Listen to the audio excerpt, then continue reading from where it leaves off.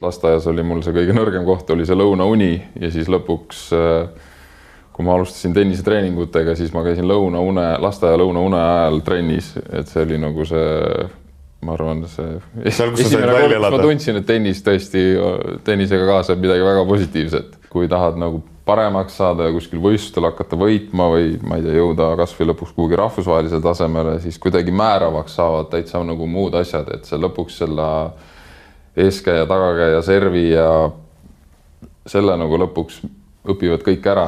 Tennisele miinus on see, et ta läheb väga-väga ruttu, väga-väga kalliks. Ma selles mõttes olin lapsena nagu tennise järgi hull, et ma tahtsin vaadata telekas tennist või vaadata iiul nagu vanemaid mängijaid, et selles mõttes see, mul on kogu aeg nagu tennis väga-väga-väga meeldis. Ütleme niimoodi pool aastat enne lõpetamist, ma kindlasti arvan, et ma pool aasta pärast lõpetan. On nende alternatiividega, et ma tundsin, ma olen